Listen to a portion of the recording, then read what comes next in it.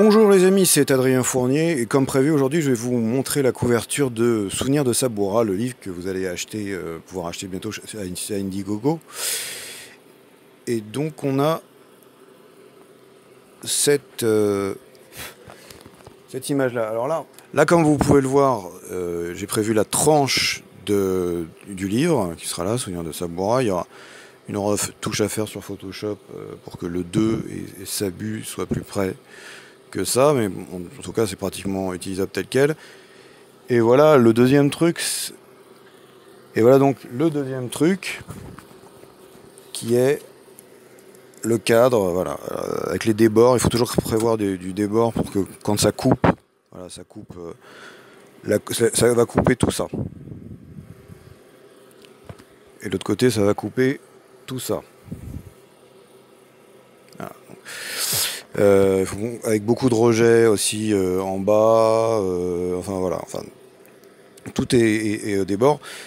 Cette partie-là, comme vous pouvez le voir, est pas finie encore pour le moment.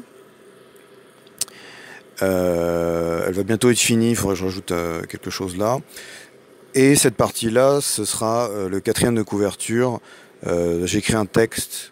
Les gens aiment bien avoir un quatrième de couverture avec un texte pour leur dire de quoi parle la bande dessinée à peu près.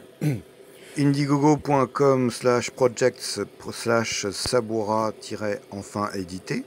Alors après il y aura, est-ce que le code barre on va le mettre là ou là, il y a aussi le logo du CNL à mettre quelque part.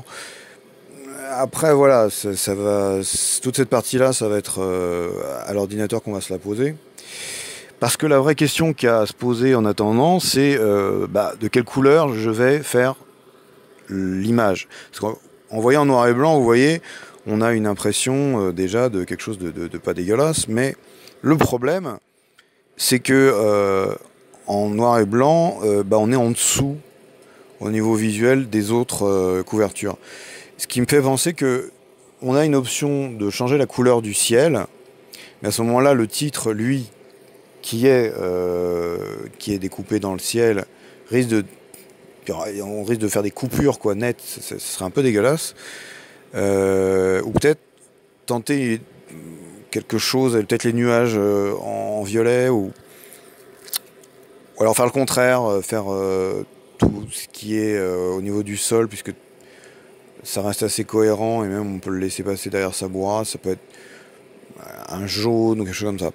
Donc prochainement, on verra sur ordinateur, je vais faire quelques simulations après avoir scanné cette image, quelques propositions de couleurs, et bien sûr je vous les ferai parvenir, et on pourra en discuter, quelle est la préférée, quelle est ma moins préférée, et tout ça. Bon, comme d'habitude, je vous remercie de suivre cette aventure qui est de pouvoir éditer Souvenirs de Sabura, ce bon vieil ouvrage de 2011. Et j'espère que on va y arriver, comme ça vous aurez votre version de Souvenirs de Sabura. Je vous rappelle que le premier stade, c'est d'arriver à avoir 150 promesses d'achat vraiment en dur et 150 autres promesses d'achat ou de dépôt.